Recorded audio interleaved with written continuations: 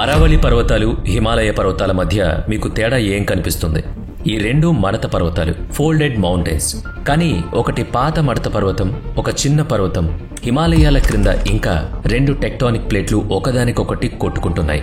అరావళి కింద ఈ ఘర్షణ బిలియన్ల సంవత్సరాల క్రితమే జరిగింది, కానీ ఇప్పుడు ఆగిపోయింది. దీనివల్ల గాలులు, నీరు అదనంగా ప్రవహిస్తున్నాయి. ఇవి ఏరోసిస్ మరియు వెదరింగ్ ఏజెంట్లలాగా పనిచేసి అరావళి టౌన్ డౌన్ చేయబడింది. అయితే ఇది ఎలా జరిగింది అన్నది మనకు తెలియదు. టెక్టానిక్ ప్లేట్లు ఎలా వచ్చాయి, అవి ఏంటి, ఎందుకు కదులుతాయి, వాటి గురించి మనకు ఎలా తెలుసు? ఇవి తెలుసుకోవాలంటే మనం మన ప్రయాణాన్ని మొదలు పెట్టాలి. టెక్టానిక్ సిద్ధాంతం అనేది భూమి యొక్క అంతర్భాగాన్ని తెలుసుకునే ఒక విప్లవాత్మక అధ్యయనం. ఇందుకు మనం ఎంతో మంది శాస్త్రవేత్తలకు కృతజ్ఞతలు తెలియజేయాలి. అందులో ముందుగా ఆల్ఫ్రెడ్ వాగ్నర్ 1912లో కాంటినెంటల్ డ్రిఫ్ట్ సిద్ధాంతాన్ని ప్రతిపాదించారు. దీనిలో ఖండాల కదలికలను వివరించారు. ఆ ఆలోచననైతే అందించారు, కానీ విశ్లేషణను మాత్రం అందించలేకపోయారు. ఆ తర్వాత 1920లో ఆర్థర్ హోమ్స్ మ్యాంట్లీ కన్వెన్షన్ అనే ఆలోచననిచ్చారు. దీనివల్ల ఖండాల కదలికలు అర్థమయ్యాయి. 20వ శతాబ్దం మధ్యలో మోరిస్ ఎవిన్ సముద్రపు అడుగు భాగాన్ని అన్వేషించారు. అతని వల్లనే సముద్రపు మధ్యన ఉండే ఆవేశాల గురించి తెలిసింది. హ్యారీ వల్ల 1960లో సముద్రపు మంటల వ్యాప్తి గురించి తెలిసింది. ఇందులోనే ఓషియన్ క్రస్ట్, ఖండాల కదలిక కూడా అర్థమైంది. రాబర్ట్ ఎస్ డైట్స్ అనే శాస్త్రవేత్త సముద్ర నేల యొక్క వ్యాప్తి గురించి తెలియజేశాక మ్యారీ థాప్, బ్యూర్ హెర్జీ ocean floor map, rift valley తయారు చేసి వాటి ఉనికి తెలుసుకున్నారు. 1963లో Fred Vine, Drummond Matthews magnetic strip ద్వారా సాగర నేల వ్యాప్తిని అధ్యయనం చేయడం ఇంకా సులువు చేశారు. లారెన్స్ మోయో కూడా దీనికి మద్దతు తెలియజేశారు. జేవియర్ లే పిచో 1968లో మొదటిసారి సమగ్ర ప్లే టెక్టానిక్ మోడల్ ప్రతిపాదన ఇచ్చారు. వాల్టర్ ఎల్ సేయర్స్ జియోడా థియరీ ప్రక్రియ అర్థం చేసుకోవడంలో సహాయపడింది. వీటన్నిటి సహకారం నుంచి పుట్టిన plate tectonics theory and the interior of earth గురించి ఈరోజు మనం కొత్త కోణంతో చూసేందుకు ఉపయోగపడ్డాయి. వీటి ప్రకారం మాంటెల్ నిర్మాణాత్మకమైంది. టెక్టానిక్ ప్లేట్లు ప్రవాహ కారణంగా కదులుతున్నాయి. టెక్టానిక్ ప్లేట్లు అంటే ఏంటి? ఆధునిక సిద్ధాంతం ప్రకారం టెక్టానిక్ ప్లేట్లు భూమి యొక్క బయటి పొర, లిథోస్పియర్ యొక్క పెద్ద శిఖరాలు మెత్తగా మరియు పాక్షికంగా ఉంటాయి. ఎట్మాస్ఫియర్ పైన ఫ్లూయిడ్ లేయర్ తేలుతుంది. కన్వెన్షనల్ కరెంట్, ఉష్ణ ప్రసరణ ప్రవాహాల కారణంగా ఈ ప్లేట్లు నెమ్మదిగా కదులుతాయి. ప్లేట్లు కాంటినెంటల్ మరియు ఓషియనిక్ క్రస్ట్ రెండింటినీ కలిపి ఉంచుతాయి. భూకంపాలకు, అగ్నిపర్వతాలకు కారణమవుతాయి. మడత పర్వతాలు, పర్వతాల నిర్మాణం ఓషన్ బేసిన్లు సృష్టించబడతాయి. ఉష్ణ ప్రసరణ ప్రవాహాల్లో టెక్టానిక్ ప్లేట్లు ప్రతి సంవత్సరం 1 నుంచి 10 సెంటీమీటర్ల వరకు వేగంగా కదులుతాయి. పసిఫిక్ ప్లేట్లలాగా 10 సెంటీమీటర్ల వేగంతో ఉత్తరం వైపు కదులుతాయి. అమెరికన్ ప్లేట్ ప్రతి సంవత్సరం కేవలం 2.3 సెంటీమీటర్ల వేగంతో మాత్రమే కదులుతుంది. ఇక్కడ ఒక విషయం అర్థం చేసుకోవాలి.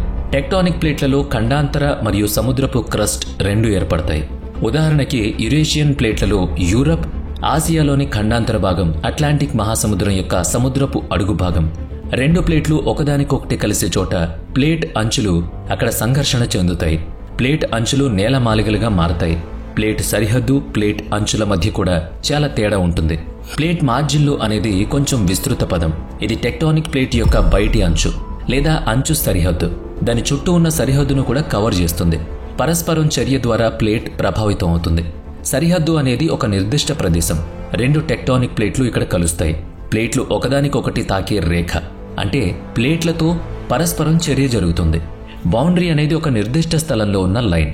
ఇక్కడ ప్లేట్లు ఒకదానితో ఒకటి ఢీకొంటాయి, లేదా వ్యతిరేక దశలో వెళతాయి, లేదా ఒకదాని మీద ఒకటి జారిపోతాయి. ఈ పరస్పర చర్యల వల్ల 3 ప్రధాన సరిహద్దులు ఏర్పడతాయి. భిన్నమైన పరిణామం, భిన్నమైన ప్లేట్ సరిహద్దు లేదా కన్జర్వేటివ్ బౌండరీ అని కూడా అంటారు. ఈ ప్రాంతాల్లోనే టెక్టానిక్ ప్లేట్లను ఒకదానికి ఒకటి విభజించబడతాయి, అంటే అవి వ్యతిరేక దిశలో కదులుతాయి.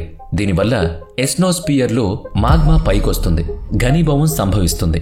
అందువల్ల వోల్కనిక్ మిడ్ ఓషన్ రిడ్జెస్ మరియు రిఫ్ట్ లోయతో అనుసంధానం చేయబడతాయి. ఉదాహరణకు యురేషియన్ మరియు ఉత్తర అమెరికా ప్లేట్లు అట్లాంటిక్ మహాసముద్రం కిందన ఒకదానికొకటి దూరంగా వెళ్లడం. దీని కారణంగా మిడిల్ అట్లాంటిక్ రీచ్ ఉత్తర భాగం అలాగే సృష్టించబడింది. ఇక్కడ కొత్త క్రస్ట్ ఉన్నందువల్ల కన్స్ట్రక్టివ్ ప్లేట్ బౌండరీ అని అంటారు. టెక్టానిక్ ప్లేట్లు ఒకదానితో ఒకటి విడిపోయినప్పుడు వాటి మధ్య ఉన్న ఖాళీని పూరించేందుకు కింద ఉన్న మోల్టెన్ మాగ్మా, కరిగిన శిలాద్రవం చల్లబడి ఘనశిలగా మారుతుంది. ఇది కొత్త సముద్రపు క్రస్ట్లో భాగం అవుతుంది. ఈ ప్రక్రియ ద్వారా భూమి సముద్రపు అడుగు భాగం విస్తరిస్తుంది. భూమి యొక్క కొత్త ప్రాంతం సృష్టించబడుతుంది. దీన్ని నిర్మాణాత్మక ప్లేట్, కన్స్ట్రక్టివ్ ప్లేట్ బౌండరీ అంటారు. ఎందుకంటే ఇక్కడ పదార్థం నిరంతరం జోడించబడుతుంది. దీని కారణంగా భూమి యొక్క ఉపరితలం యొక్క నిర్మాణం పెరుగుతుంది. ఆ తర్వాత కన్వర్జెంట్ సరిహద్దులో డిస్ట్రాక్టివ్ ప్లేట్ బౌండరీ అనబడే ప్లేట్ ఒకటి దాని తర్వాత ఒకటి వస్తుంది. ఈ ప్లేట్ల మధ్య తాకిడి ఉంటుంది. ఎక్కువ సాంద్రత కలిగిన ప్లేట్ తక్కువ సాంద్రత కలిగిన ప్లేట్ను కిందికి తోస్తుంది. దీన్ని సబ్డక్షన్ అంటారు. వీటి అంచుల్లోనే మనకు మడత పర్వతాలు, ట్రెంచ్లు మరియు ఐలాండ్లు, వాటి ఆర్క్లు కనిపిస్తాయి. ఇండియన్ ప్లేట్ వెంట ఉన్న హిమాలయాల లాగా యురేషియన్ ప్లేట్ ఢీకొంటుంది. ఇండియన్ ప్లేట్ యురేషియన్ ప్లేట్ కంటే దట్టంగా ఉన్నందువల్ల కిందికి వెళ్ళిపోతుంది. కింద ఉన్న ప్లేట్ని డిస్ట్రాక్టివ్ ప్లేట్ అని కూడా అంటారు. కన్జర్వేటివ్, డిస్ట్రాక్టివ్ ప్లేట్ సరిహద్దులు 3 రకాలుగా ఉంటాయి. Ocean continent కన్జర్వెన్స్.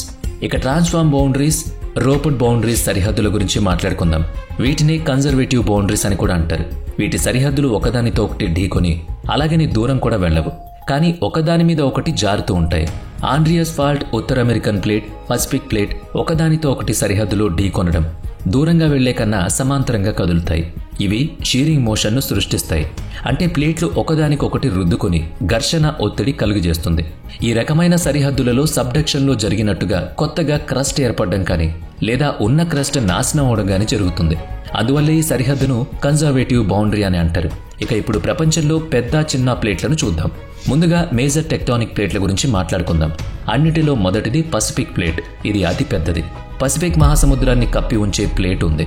ఉత్తర అమెరికా అట్లాంటిక్ మహాసముద్రంలో కూడా ఒక భాగం, సైబీరియాలో కొంత భాగం కూడా చేర్చబడింది. South American plate South America ఇంకా నైరుతి అట్లాంటిక్ మహాసముద్రాన్ని కవర్ చేస్తుంది. ఆఫ్రికన్ ప్లేట్ ఆఫ్రికా ఇంకా దాని ఓషియానిక్ బేసిన్ల చుట్టూ, ఆ తర్వాత యురేషియన్ ప్లేట్లు యూరప్, ఆసియా, ఇండియా మరియు అరేబియా మరియు అట్లాంటిక్ మరియు ఆర్కిటిక్ మహాసముద్రం యొక్క కొన్ని భాగాలు చేర్చబడతాయి. ఆ తర్వాత అంటార్కిటికా ప్లేట్. ఇది అంటార్కిటికాను వేరు చేస్తుంది. ఆ పరిసరాలు దక్షిణ మహాసముద్రాలను కవర్ చేస్తాయి.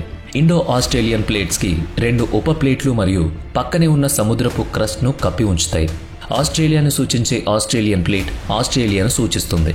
దాని చుట్టుపక్కల సముద్రపు క్రస్ట్ కప్పబడి ఉంటుంది. తర్వాత మైనర్ ప్లేట్లు వస్తాయి.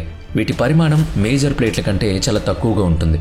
మొదటిది సెంట్రల్ అమెరికా యొక్క కోకోస్ ప్లేట్ పశ్చిమ తీరానికి సమీపంలో పసిఫిక్ మరియు కరేబియన్ ప్లేట్ మధ్యలో ఉంది.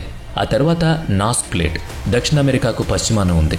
తీరంలో దక్షిణ అమెరికా ప్లేట్ మరియు పసిఫిక్ ప్లేట్ మధ్యలో నలిగిపోయి ఉంది. ఆ తర్వాత కరేబియన్ ప్రాంతాన్ని కవర్ చేసే కరేబియన్ ప్లేట్. ఆ తర్వాత అరేబియన్ ప్లేట్ అరేబియా ద్వీపకల్పం దాదాపుగా కవర్ చేస్తుంది. తర్వాత స్కోర్జియా ప్లేట్ దక్షిణ అమెరికా మరియు అంటార్కిటికా ప్లేట్ మధ్య ఫిలిప్పీన్స్ దక్షిణ అట్లాంటిక్ మహాసముద్రంలో ఉంది. ఫిలిప్పీన్స్ యొక్క తూర్పు పసిఫిక్ ప్లేట్ యురేషియన్ ప్లేట్ మధ్యలో ఉంది.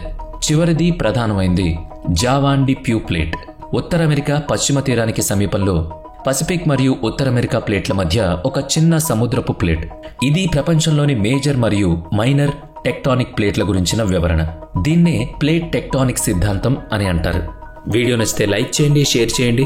ఇప్పటి వరకు మన ఛానల్ని సబ్స్క్రైబ్ చేయనట్లయితే ఇప్పుడే సబ్స్క్రైబ్ చేసుకుని పక్కనే ఉన్న బెల్ ఐకాన్పై క్లిక్ చేయండి. నెక్స్ట్ వీడియోలో మళ్ళీ కలుద్దాం. Thanks for watching.